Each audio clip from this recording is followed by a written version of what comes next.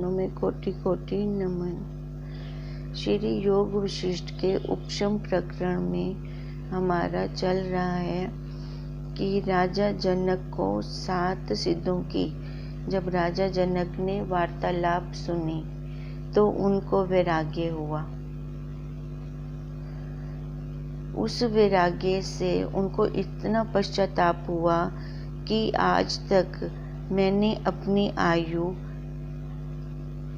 व्यर्थ में व्यतीत कर दी है। काल के कुछ अंश में मैं हूँ और राज्य भोग और इंद्रियों के सुख में मैंने अपनी आयु को सारा व्यतीत किया है।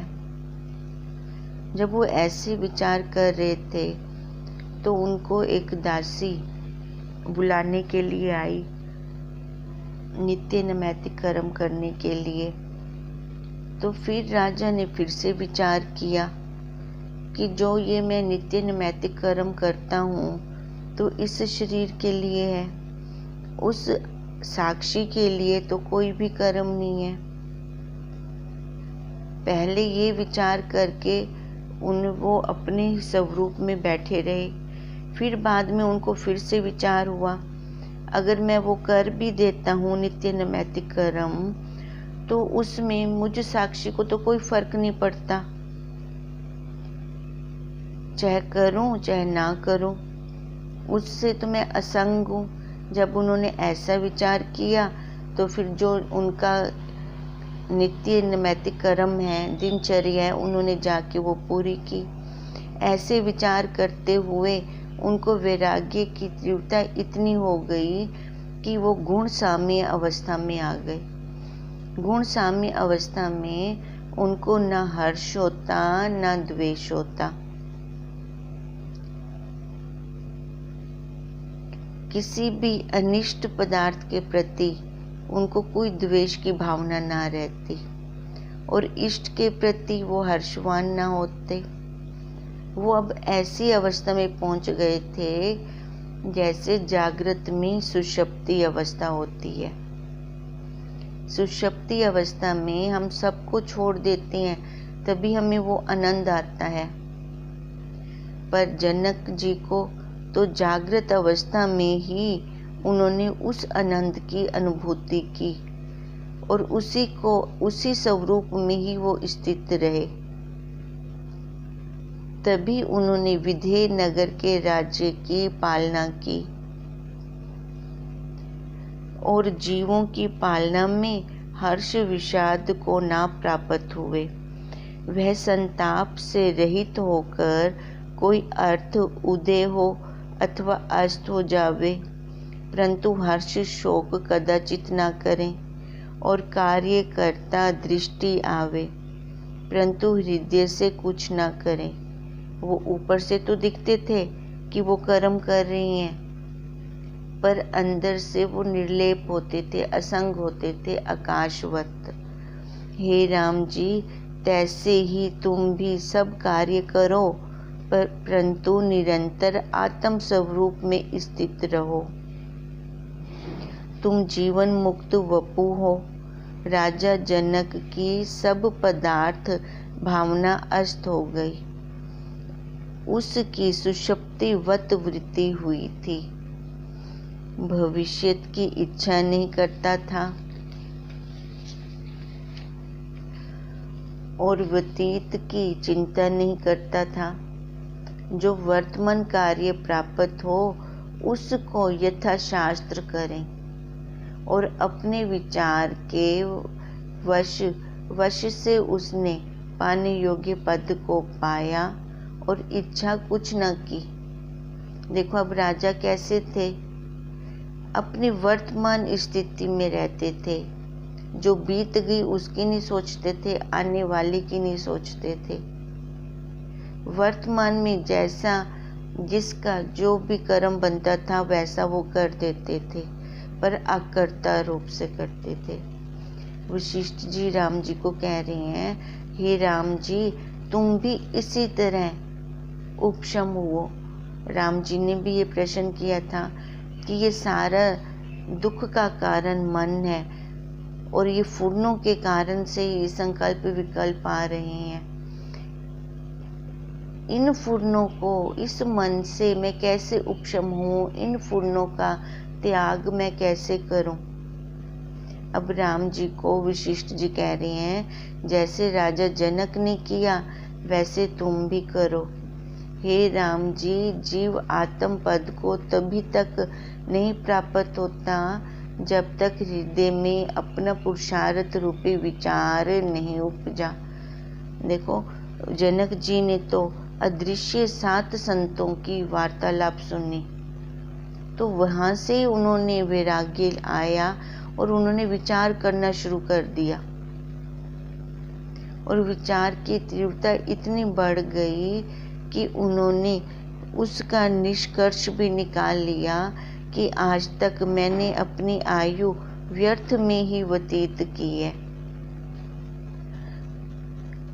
ये पुरुषार्थ अपना, जब हम पुरुषार्थ आत्म पद की प्राप्ति के लिए करते हैं तब जाकर उसका फल हमें मिलता है। और पुरुषार्थ, विचार और अभ्यास, जब तक जीव ये नहीं छोड़ता, विचार कर रहा है सत्य शास्त्रों का, गुरुदेव के महावाक्यों का, तो वो अपने आत्म पद से कभी भी वंचित नहीं हो सकता। जब अपने आप से अपना विचार रूप पुरुषार्थ जागे तब सब दुख मिट जाते हैं और परम समता को प्राप्त होते हैं। ऐसा पद शास्त्र, अर्थ और पुण्य क्रिया से नहीं प्राप्त होता। देखो, अगर हम वही आत्म शांति, आत्म तृप्ति पाना चाहते हैं तो वो आत्म पद हमें कैसे प्राप्त होगा? विचार से। उसके लिए बाहर की चाहे हम क्रिया या कर्म जन्मों जन्मों तक करते रहें तो भी वो आत्म शांति, तृप्ति नहीं मिल सकती, क्योंकि उसमें द्वैत बना रहेगा। जब तक 2 को खत्म नहीं करते, एक पर नहीं आते, तब तक हम आगे नहीं चल पाएंगे। जैसे अपने हृदय में विचार करने से होता है, जब हम खुद विचार करते हैं तभी हमें उसका आंसर भी मिलता है। जब तक प्रश्न ही और का है तो मेरे को आंसर कैसे समझ में आएगा? वह पद निर्मल और स्वच्छ है और हृदय की तपन को निवृत्त करता है। बुद्धि के विचार रूपी प्रकाश से हृदय का अज्ञान नष्ट हो जाता है और किसी उपाय से नहीं नष्ट होता। देखो, ये अज्ञान जो हमारे अंदर है, अगर इसको नष्ट करना है तो एक ही साधन है, विचार और अभ्यास। विचार सत्य शास्त्रों का, गुरुदेव के महावाक्यों का, क्या सही है क्या गलत है, हंस दृष्टि रखकर मोती चुगते जाएं, पत्थर छोड़ते जाएं। तभी वशिष्ठ जी भी कह रही हैं कि बस एकमात्र उपाय उस अज्ञान को नष्ट करने का यही है कि विचार किया जाए। विचार से जो प्रकाश होता है तभी हम उस ज्ञान को अर्जित कर सकते हैं। जो बड़ा आपदा रूप दुख तरने को कठिन है, वह अपनी बुद्धि से तरना सुगम होता है। जैसे जहाज से समुद्र को पार करता है। अब वो साधन लिया ना हमने, जहाज रूपी साधन लिया समुद्र को पार करने के लिए, ऐसे ही ये बुद्धि रूपी साधन लें इस भव सागर को पार करने के लिए। बुद्धि तो भगवान ने सबको दी है, फिर बुद्धि से विचार करें। पर हम क्या करते हैं? बुद्धि से राग द्वेष करते हैं, तो फिर हम अपने स्वरूप से वंचित रह जाते हैं। विचार नहीं करते। आज तक कितने भोगी हैं, तो उसका क्या रिजल्ट मिला है? क्या वो शांति, तृप्ति मिल गई? आज तक जैसे हमें संसारियों ने कहा, हम उनकी मानते आए हैं। तो क्या वो अंदर हमें संतोष, तृप्ति, राग द्वेष हमारा खत्म हो गया कि बढ़ता गया? अब एक बार हम अपने गुरुदेव की मान लें, है ना, क्योंकि आज तक तो हमने संसारियों की मानी थी, तो वो कुछ भी ना मिला। हम जो चाह रहे थे हमारे पास सुख ऐसा हो, स्थायी हो, जो कभी ना जाए, पर ऐसा तो हमें मिला ही नहीं वहाँ से। वहाँ पे तो और बार बार ऐसा ही आ रहा था, तो उससे विक्षेपता आ रही थी मन में। अब एक बार अपने गुरुदेव की अगर हम मानते हैं, देखो ये बुद्धि से विचार करेंगे तभी तो ऐसा विचार निकलेगा। वह अपनी बुद्धि से तरना, ये भव सागर को तरना बहुत सुगम हो जाता है। जैसे जहाज का उदाहरण दे रहे हैं, कोई साधन लिया ना हमने जहाज रूपी, ऐसी बुद्धि रूपी साधन लेकर इस भव सागर से हम पार हो सकते हैं। जो बुद्धि से रहित मूर्ख हैं उसको थोड़ी आपदा भी बड़ी दुख देती है। जो बुद्धि से विचार नहीं करते वो मूर्खों की तरह जी रहे हैं। जैसे थोड़ा पवन भी तृण को बहुत भरमाता है। जो बुद्धिमान है उसको बड़ी आपदा भी दुख नहीं देती। जैसे बड़ा वायु भी पर्वत को चला नहीं सकता, इसी प्रकार प्रथम चाहिए कि संतों का संग और सत्य शास्त्रों का विचार करें और बुद्धि को निर्मल करें। जब बुद्धि सत्य मार्ग की ओर बढ़ेगी तब परम बोध प्राप्त होगा। जैसे जल के सींचने और रखने से फूल फल प्राप्त होते हैं, तैसे ही जब बुद्धि सत्य मार्ग की ओर धावती है तब परम आनंद प्राप्त होता है। तब बुद्धि के सारे वल निकल जाते हैं। जो हम अपनी बुद्धि से समझ रहे थे कि ये सही है, ये गलत है, अब गुरुदेव वही दिखा रहे हैं। वो तेरी बुद्धि का निर्णय था, अब तू देख क्या सही है क्या गलत है। जब तू गुरुदेव की बुद्धि से देखेगा तब सत्य की तरफ चलेगा, क्योंकि वहाँ से हमें विचार करने की युक्ति मिलती है। गुरुदेव हमें युक्तियाँ देते हैं। जब बुद्धि सत्य मार्ग की ओर बढ़ेगी तभी वो परम बोध हम प्राप्त कर सकेंगे। अब जल को सींचते हैं तभी तो वहाँ से हमें अनाज मिलता है। ऐसे बुद्धि को जब हम गुरुदेव के महावाक्यों से सींचेंगे तभी वो विचार करके सत्य को पकड़ती जाएगी, और जब वो सत्य को पकड़ेगी तब उसको परम आनंद प्राप्त होगा। जैसे शुक्ल पक्ष का चंद्रमा पूर्णमासी को बहुत प्रकाशता है। जितने जीव संसार के निमित्त यत्न करते हैं वही यत्न सत्य मार्ग की ओर करें तो दुख से भी मुक्त हो सकते हैं। कितना पुरुषार्थ करते हैं ना संसार की तरफ।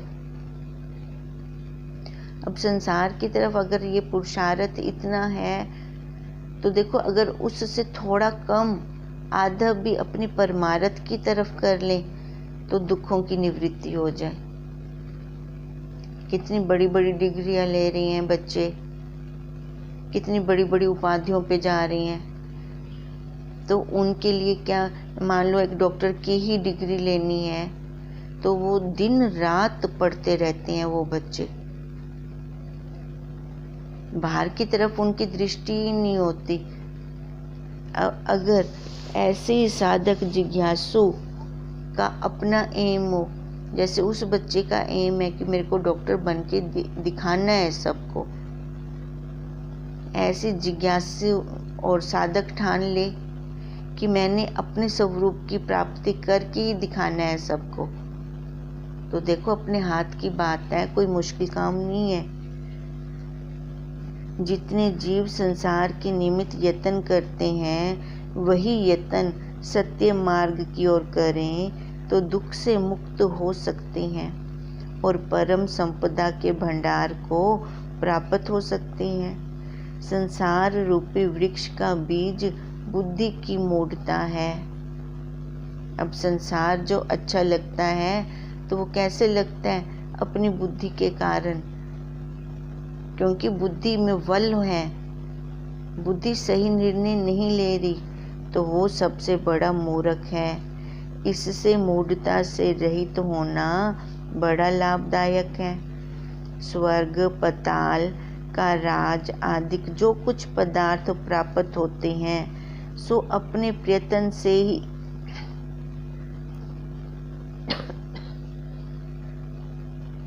वो सारे अपने प्रयत्न से ही हमें प्राप्त होते हैं।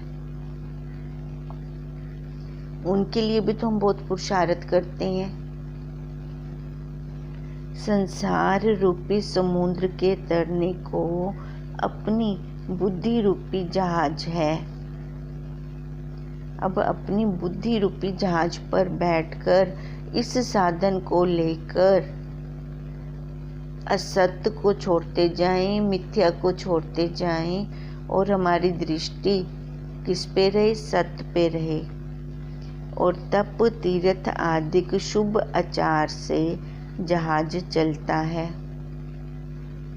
देखो, जब तक बुद्धि हमारी सत्वगुणी नहीं होती, जिसको हम कहते हैं कि अंतःकरण जब तक सत्वगुणी नहीं होता, तब तक ये ज्ञान अंदर रुक नहीं सकता। हमें गुरुदेव के महावाक्य हमारी बुद्धि में टिक नहीं सकते। वो ऐसा होगा, अमृत वर्षा तो की गुरुदेव ने, पर जब हम उठे, सत्संग भवन से बाहर आए तो वहीं पे हीरे मोती छोड़ते आए, घर तक नहीं पहुँचे। अब अगर घर तक नहीं पहुँचते तो देखो फिर वो जो परिस्थितियाँ घर में लगती हैं वो तो वैसे की वैसी बनी रही, उनका तो अंत हुआ नहीं। इसलिए विशिष्ट जी भी कह रही हैं, इस संसार को अगर तरना है तो कैसे तरें? बुद्धि रूपी जहाज से। और तप, तीर्थ आदि पहले बुद्धि को शुद्ध करें। शुद्ध बुद्धि, सत्वगुणी बुद्धि में ही ये शुभ आचार आ सकते हैं। बोध रूपी पुष्पलता के बढ़ाने को दैवी संपदा जल है, उसके बढ़ने से सुंदर फल प्राप्त होता है। जो बोध से रहित चल ऐश्वर्य से बड़ा भी है, उसको तुच्छ अज्ञान नाश कर डालता है। जिसके पास राज्य, संपदा, भोग सामग्री, ऐश्वर्य सब कुछ है, पर बुद्धि उसकी सत्वगुणी नहीं है, तो इतना कुछ भोग ऐश्वर्य होने के बाद भी थोड़ी सी भी परिस्थिति उसको विचलित कर जाएगी, क्योंकि उसकी बुद्धि शुद्ध नहीं है, अंतःकरण शुद्ध नहीं है। जिसका अंतःकरण शुद्ध नहीं होता, भले वो एसी वाले कमरे में बैठा है, नरम नरम गद्दों पे सो रहा है, तो भी उसके हृदय में तपन होगी। अब जिनकी बुद्धि निर्मल है, सत्वगुणी अंतःकरण है और गुरुदेव के महावाक्यों का ज्ञान है, भले उनके पास कुछ नहीं है, कोई सुख संपदा नहीं है इस शरीर का, ऐश्वर्य का, तो भी वो अपने आप में तृप्त है, संतोष है। जैसे बल से रहित सिंह को गीदड़, हिरण भी जीत लेते हैं। अब जिनके पास सारा कुछ है पर बुद्धि रूपी बल नहीं है, बुद्धि रूपी बल ना होने से गुरुदेव के महावाक्य रूपी हीरे मोती भी नहीं है और सारे ऐश्वर्य भोग हैं, तो भी वो कैसे हैं? अब उसकी तुलना कैसे कर रही हैं? बलहीन ही की तरह। इससे जो कुछ प्राप्त होता दृष्टि आता है वह अपने प्रयत्न से ही होता है। और बाहर वाले काम तो हम सारे करवा सकते हैं, पर अपना विवेक जागृत करना हो, विचार करना हो, तो वो उसके लिए हमें खुद को पुरुषार्थ करना पड़ेगा। अपनी बोध रूपी चिंतामणि हृदय में स्थित है, उससे विवेक रूपी फल मिलता है। जैसे कल्पलता से जो मांगे वह पाते हैं, तैसे सब फल बोध से पाते हैं। जैसे जानने वाला केवट समुद्र से पार करता है, अजान नहीं उतार सकता, तैसे सम्यक बोध संसार समुद्र से पार करता है। देखो, और ज्ञान तो हमें सारा है, सिलाई बुनाई का, कढ़ाई का, रोटी का, संसारिक ज्ञान सारा है, पर वो हमें इस भव सागर से पार नहीं कर सकता। भव सागर से पार कौन करेगा? जिसके पास सम्यक ज्ञान होगा। अब सम्यक ज्ञान क्या? जो यथार्थ ज्ञान है अपने स्वरूप का, कि मनुष्य जन्म हमने क्यों लिया, किस लिए लिया, ये अगर हमें मिला है ये ऐसा शरीर, तो इसमें बुद्धि विशेष है। उस बुद्धि रूपी पुर्जे का हम उपयोग कर कर इस भव सागर से पार हो सकते हैं। तो जब सही सही ज्ञान होता है उसको हम सम्यक ज्ञान कहते हैं। सही सही ज्ञान मतलब यथार्थ ज्ञान, अपने स्वरूप का ज्ञान प्राप्त करके ही इस संसार समुद्र से हम पार हो सकते हैं। और असम्यक बोध जड़ता में डालता है। अगर यथार्थ ज्ञान नहीं है तो हमने शरीर को सच्चा मान लिया, इसकी लालना पालना में लग गए। जो अल्प भी बुद्धि सत्य मार्ग की ओर होती है तो बड़े संकट दूर होते हैं। देखो, अल्प थोड़ी सी भी अगर बुद्धि से हम सही विचार कर रहे हैं तो बहुत संकट दूर हो जाते हैं। जैसे छोटी नाव भी नदी से पार उतार देती है। हे राम जी, जो पुरुष बोधवान है उसको संसार के दुख नहीं भेद सकते।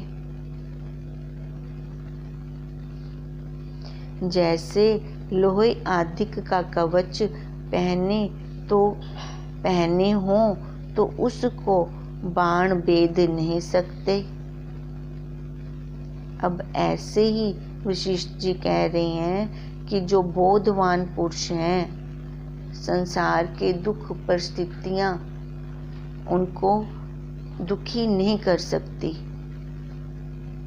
अब जैसे जिसने कवच डाल रखा है गुरुदेव के महावाक्यों का, तो उसको ये परिस्थितियां रूपी बाण कैसे लग सकते हैं। बुद्धि से मनुष्य सर्व आत्म पद को प्राप्त होता है, जिस पद के पाने से हर्ष विषाद संपदा आपदा कोई भी नहीं रहती। वहाँ पे गुण साम्य अवस्था आ जाती है। अब जहाँ गुण साम्य अवस्था आती है वहाँ पे ना राग होता है, ना द्वेष होता है, ना अपना होता है, ना पराया होता है। दुखी तो हम इन्हीं कारणों से होते हैं ना, मैं मेरे से। जब हम कहीं संबंध बना लेते हैं तो दुख को भी साथ के साथ खरीद लेते हैं। अब इसलिए वशिष्ठ जी बार बार राम जी को कह रहे हैं कि जिस पद के पाने से हर्ष विषाद संपदा आपदा कोई नहीं रहती, वही पद सर्व आत्म पद है। जो पिंडे सो बरमिंडे, अंदर बाहर वही है। जब उसमें स्थिति हमारी टिक जाती है तो कोई दुख है ही नहीं। दुख हमें दूसरों से दो बनने पर लगता है। अहंकार रूपी मेघ जब आत्म रूपी सूर्य के आगे आता है तो माया रूपी मलिनता से आत्म रूपी सूर्य नहीं भासता। बादल आ गए ना अज्ञान के, सूरज तो वहीं का वहीं है, पर अज्ञान के बादल आने के कारण हमें अपने साक्षी स्वरूप के दर्शन नहीं होते। बोध रूपी वायु से जब यह दूर हो तब आत्म रूपी सूर्य ज्यों का त्यों भासता है। जब हमने पुरुषार्थ किया, बुद्धि से विचारा मेरे लिए क्या सत्य है क्या असत्य है, जब विचार किया तो असत्य को हम छोड़ते गए, सत्य पकड़ते गए, तब हमें उस सूर्य के, उस आत्मा रूपी सूर्य के फिर हमें दर्शन होते हैं। जैसे किसान प्रथम हल आदि से पृथ्वी को शुद्ध करता है, फिर बीज बोता है, और जब जल सिंचता है और नाश करने वाले पदार्थों से रक्षा करता है, तब फल पाता है। जैसे हम कोई भी छोटी सी पौध लगाते हैं तो उसके चारों तरफ हम कांटेदार झाड़ियाँ सी लगा देते हैं कि बाहर वाला कोई भी पशु आके इसको खा ना जाए, अभी छोटा है ये। ऐसे ही जब गुरुदेव पहले बीज डालते हैं तो देखो पुरुषार्थ तो हमें खुद को करना पड़ेगा, उसकी सांभ हमें खुद करनी पड़ेगी। माली पौधा लगा जाता है, फिर बाद में हम उसकी देखभाल करते हैं, सांभ करते हैं, उसको जल देते हैं। पहले उसने भूमि तो खोदी, सिंचाई की, सारा कुछ किया, खाद डाली। अब ये गुरुदेव महावाक्य रूपी खाद डाल रही हैं। अब परहेज हमें खुद रखना है। अगर एक बार हमें तत्वनिष्ठ गुरुदेव प्राप्त हो गए तो मुड़कर पीछे संसारियों को नहीं देखना, ये सबसे बड़ा परहेज है। फिर तू मैं में नहीं बैठना, नहीं तो क्या होता है, बाहर घर के बाहर पुल्ली बनी होती है, दो चार इकट्ठे होके बैठ जाते हैं। फिर वहाँ जो दो चार इकट्ठे होके बैठते हैं वो क्या करते हैं, निंदा चुगली। अब ये नहीं पता चलता कि जिसकी हम निंदा चुगली करते हैं उसके पाप कर्म हम अपनी तरफ ले रहे हैं, उसकी सफाई कर रहे हैं। ये अज्ञानता के कारण हमारे कर्म बनते हैं। अब इसलिए कह रही हैं, जब प्रथम किसान ने हल आदि से पृथ्वी को शुद्ध किया, फिर बीज डाला, फिर जल दिया, फिर उसको बचाया, जो उसको नाश करने वाले पदार्थ हैं उनसे उसकी रक्षा की, तभी जाके उसको फल मिलता है। ऐसे ही हमारे अंदर जब गुरुदेव महावाक्य रूपी बीज डालते हैं तो हम फिर परहेज करें। परहेज क्या करें कि संसार में न रचे पचे, उनका विचार करें, फिर जाके वो आत्म शांति रूपी फल को हम प्राप्त करेंगे। तैसे ही जब अर्जवा आदि गुणों से बुद्धि निर्मल होती है, अर्जवा आदि सरलपन, सरलता से, देखो सरल मनुष्य जितनी जल्दी ये ज्ञान प्राप्त कर सकता है उतना बुद्धिजीवी नहीं कर सकता। बुद्धिजीवी अपनी बुद्धि को बीच में रखेगा। जैसे हम उदाहरण लेते हैं, एक लोटा प्लेन है, उसको साफ करना बहुत आसान है, और एक लोटे पे मीनाकारी की हुई है तो उसको साफ करने में तो देखो थोड़ा टाइम ज़्यादा लगता है। ऐसे जिसके अभी बुद्धि में वल पड़े हुए हैं, सरल स्वभाव का नहीं है, तो उसको टाइम थोड़ा ज़्यादा लगता है। इसलिए कहते हैं, तैसे जब अर्जवा आदि गुणों से बुद्धि निर्मल होती है तब शास्त्र का उपदेश रूपी बीज मिलता है और अभ्यास वैराग करके करता है। पहले सबसे पहले वो शुद्ध अंतःकरण हो।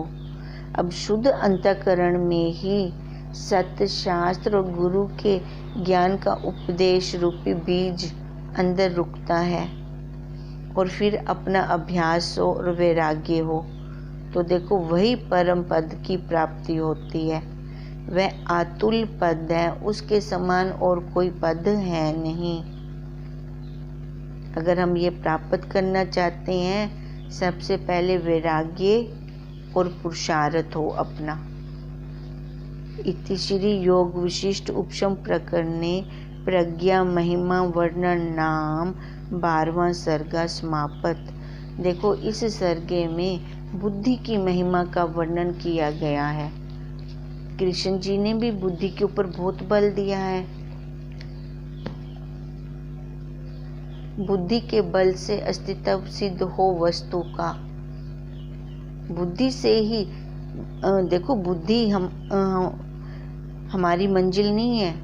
बुद्धि से हम उस ज्ञान को अर्जित नहीं कर सकते, क्योंकि बुद्धि को भी वो प्रकाशता है, पर साधन है बुद्धि हमारा।